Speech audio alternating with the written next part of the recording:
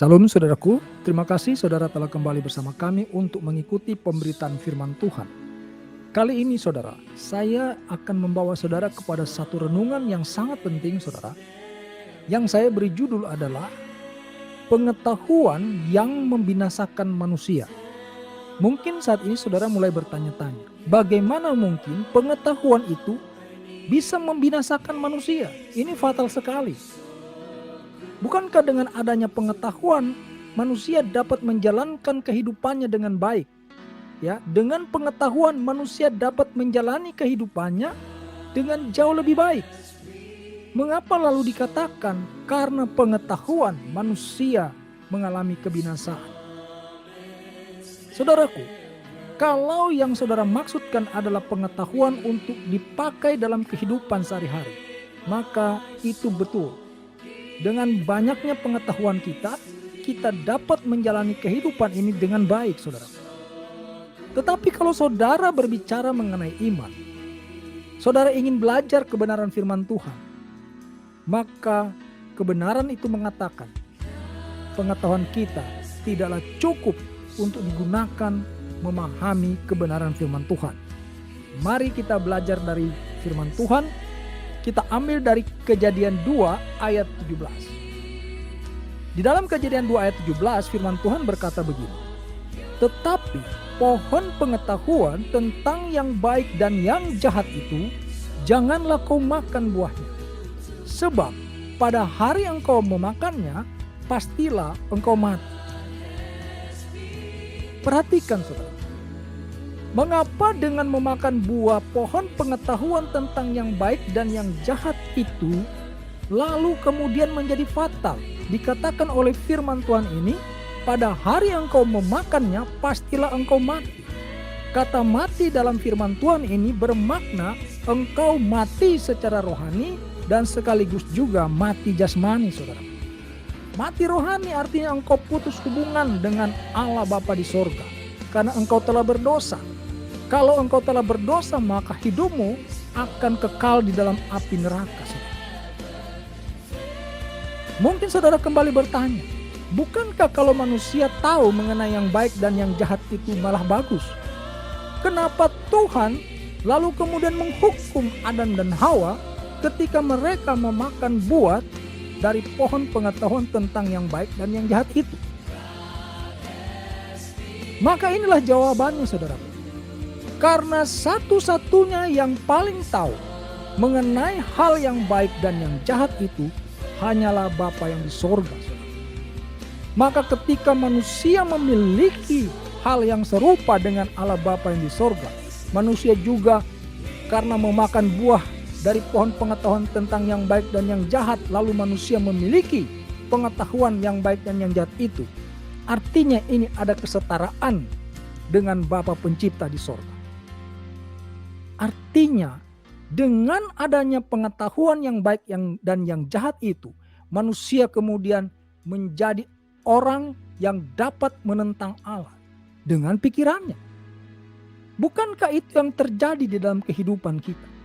Karena kita berpikir ini baik, maka kita jalankan. Menurut manusia itu baik. Tapi apakah dalam pandangan Allah itu baik? Mudah-mudahan saudara mulai memahami sampai di sini. Saudara. Itulah sebabnya ketika manusia memakan buah dari pohon pengetahuan tentang yang baik dan yang jahat itu, fatal sekali akibatnya, saudara. Karena manusia telah memiliki pengetahuan tentang yang baik dan yang jahat, yang mana pengetahuan mengenai hal yang baik dan yang jahat itu awalnya adalah monopoli daripada Bapa kita yang di sorga. Sekarang menjadi milik manusia juga. Maka selanjutnya di dalam Kejadian 3 ayat 22-24. Firman Tuhan berkata lagi di sana, sesungguhnya manusia itu telah menjadi seperti salah satu dari kita. Perhatikan saudara.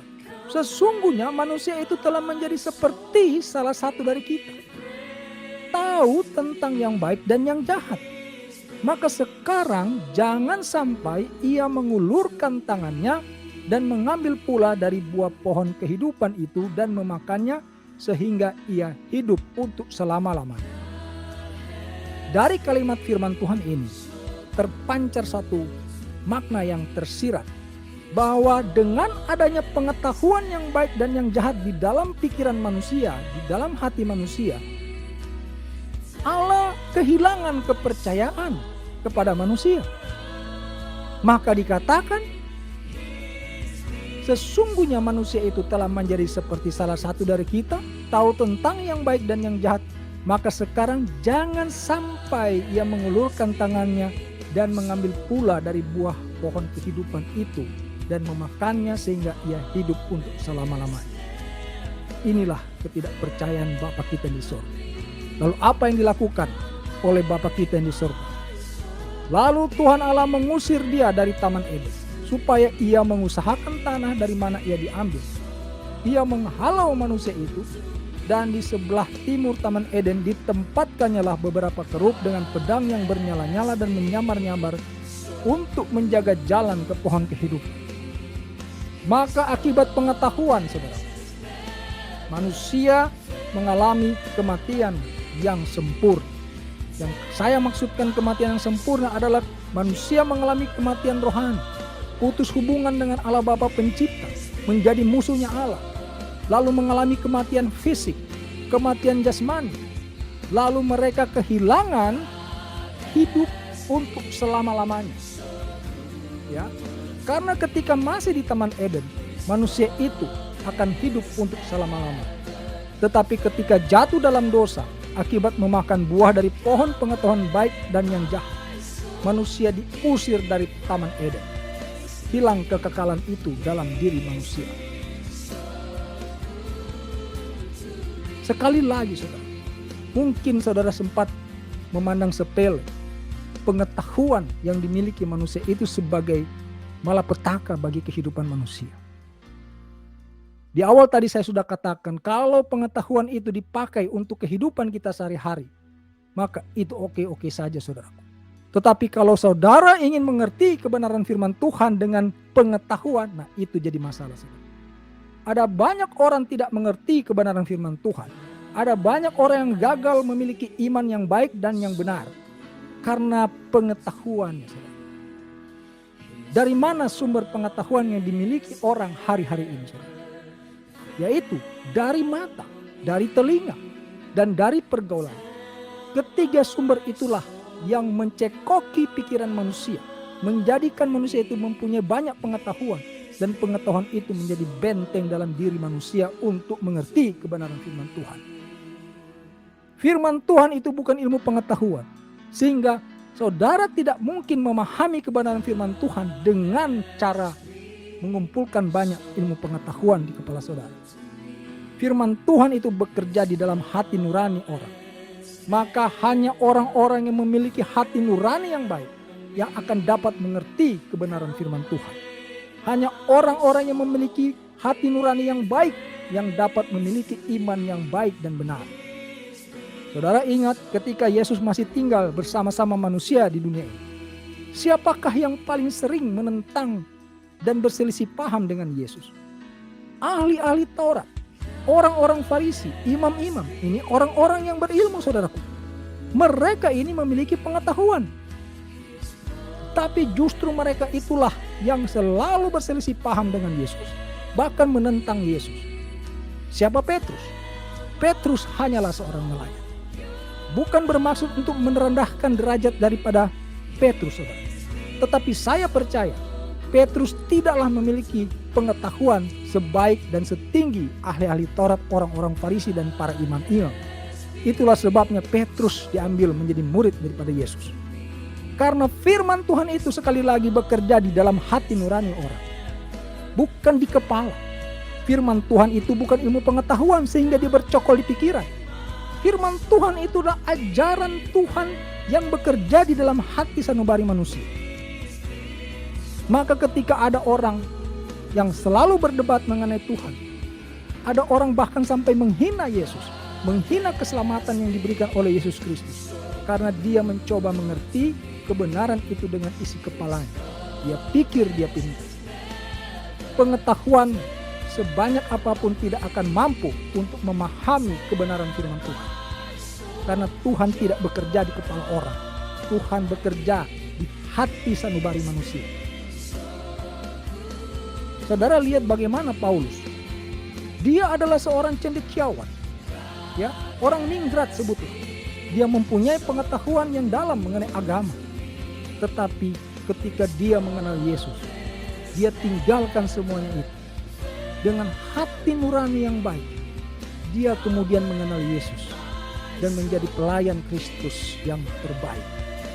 Saudara lihat, maka ketika hari ini kita ingin mengenal kebenaran firman Tuhan, jangan sekali-kali engkau mengandalkan ilmumu. Ilmumu itu tidak cukup untuk mengerti kebenaran firman Tuhan. Hanya orang-orang yang mempunyai hati nurani yang baik sajalah yang dapat mengerti kebenaran firman Tuhan itu. Sebab sekali lagi, firman Tuhan bukanlah ilmu pengetahuan sehingga bisa engkau pikirkan dengan pikiranmu semata-mata. Ada banyak orang hari-hari ini menghina Yesus. Mereka menghina keselamatan yang diberikan oleh Yesus. Karena mereka mencoba mengerti dengan isi kepalanya, saudara. Mereka pikir mereka pintar, mereka dapat mengerti Tuhan dari pengetahuan. Firman Tuhan sudah jelas menerangkan kepada kita hari ini. Oleh karena pengetahuan tentang yang baik dan yang jahat, manusia terusir dari Taman Eden, kehilangan hidup untuk selama-lamanya. Bahkan manusia mengalami kematian rohani dan kematian jasmani untuk kemudian dilemparkan ke dalam api neraka yang kekal. Jadi betapa berbahayanya orang yang mengira pikirannya, pengetahuannya itu adalah sebagai penolong dia untuk mengerti kebenaran firman Tuhan. Orang-orang yang berdebat tentang agama bukanlah orang-orang yang bodoh. Mereka orang-orang yang berilmu, ya, mempunyai pengetahuan. Tidak ada orang yang bodoh berdebat tentang agama, saudara. Ya, coba saudara nonton di YouTube. Terjadi perdebatan antar orang, ya, mengenai agama. Mereka orang-orang yang pintar, bukan orang-orang yang bodoh. Sama seperti kejadiannya ketika Yesus masih tinggal bersama-sama manusia di dunia ini. Yang menentang dia, yang berselisih paham dengan dia adalah orang-orang yang justru berilmu. Orang-orang yang mempunyai pengetahuan. Tetapi sekali lagi hari ini firman Tuhan telah menyingkapkan kepada kita. Jangan coba-coba engkau mengandalkan pikiranmu, ya. Jangan coba-coba engkau mengandalkan ilmumu untuk memahami Tuhan.